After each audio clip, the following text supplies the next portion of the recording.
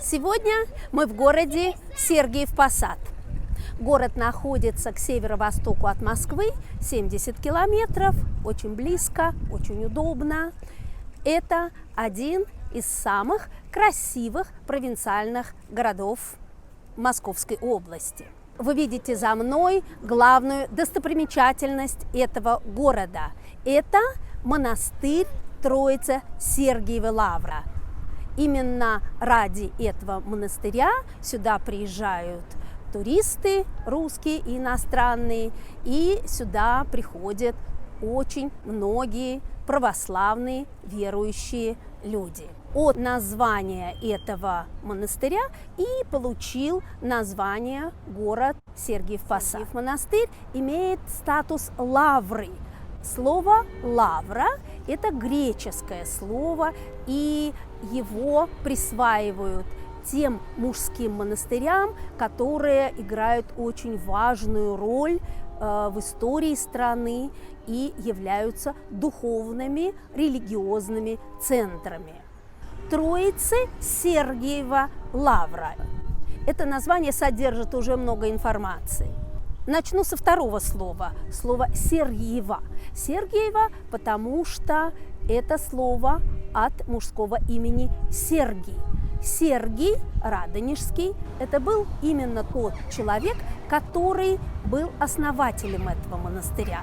В монастыре всегда есть какой-то один большой и главный собор, главная церковь. И вот Сергий, когда основал свое поселение для монахов, он начал строить и построил собор, который он посвятил одному из самых главных символов православия. Это символ Святой Троицы. И отсюда вот это слово «Троицы» в названии монастыря. Троице-Сергиевой Лавре, в центре ее находится Троицкий собор. Монастырь при своем создании был, конечно, деревянный, и стены вокруг него тоже были из дерева. Но за 150 лет дерево, конечно, пришло в негодность. Поэтому в середине XVI века, когда на русском престоле был известный царь Иван Грозный, он решил обновить стены монастыря.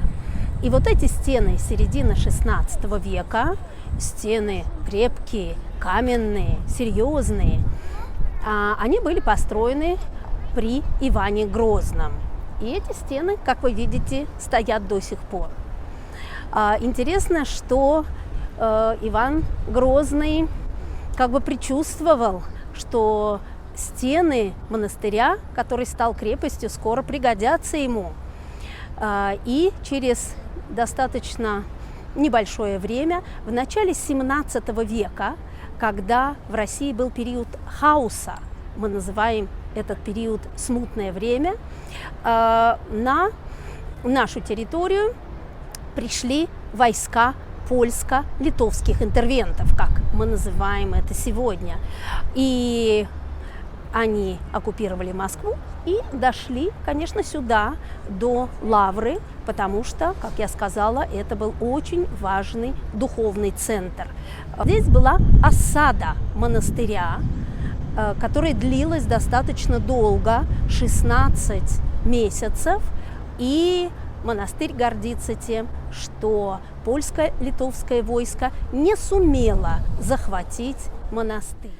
Среди башен, которые окружают монастырь, есть одна с интересным названием. Она называется Утичья башня, от слова «утка». Вы видите, на самом верхушечке башни маленькая фигурка. Это птица-утка. По легенде, башня получила свое название Утичья после того, как молодой Петр I, мальчик, наверное, даже, охотился на верху этой башни. Он стоял, и здесь рядом пруд около Лавры, и он оттуда стрелял уток. Главная площадь монастыря – это площадь Соборная. Проходи. Давай. Да просто пчела. Соборная площадь на которой стоят главные соборы, лавры. Вот это собор Троицкий, начало 15 века. Слева тоже белая церковь, тоже 15 век, середина. Ее построили мастера из Пскова, это пример северной архитектуры. Вообще здесь, на Соборной площади и в Лавре, можно изучать все архитектурные стили, через которых прошла наша страна. Да, вы видите, вот 15 век, очень сдержанный стиль, белый камень, минимум декоративных украшений. За ним вы видите огромные купола Успенского собора. И это собор середины XVI века, построен по приказу Ивана Грозного. Вот это красивая трапезная, да, место, где монахи едят, это стиль так называемого русского барокко. Здесь вы уже видите, как проникают в нашу страну постепенно элементы архитектурные из европейской архитектуры. И поэтому появляются колонны, появляются разные декоративные элементы. Это 17 век, конец. И самое главное, объединяющая площадь вертикаль – это колокольня. 18 век, очень известный русский архитектор Ухтомский. Мы подошли к Троицкому собору немножко с другой стороны, и я вам скажу два слова о том, что находится внутри. Внутри Троицкого собора главная икона – это, конечно, Святая Троица.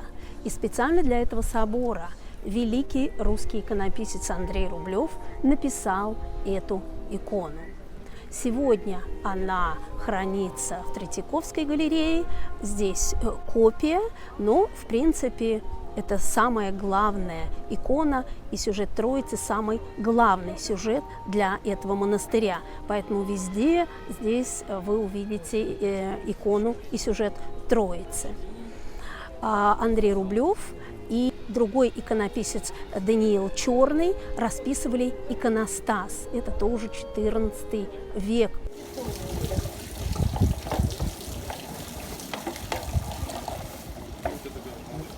В монастыре всегда была чистая, свежая вода прямо из-под земли.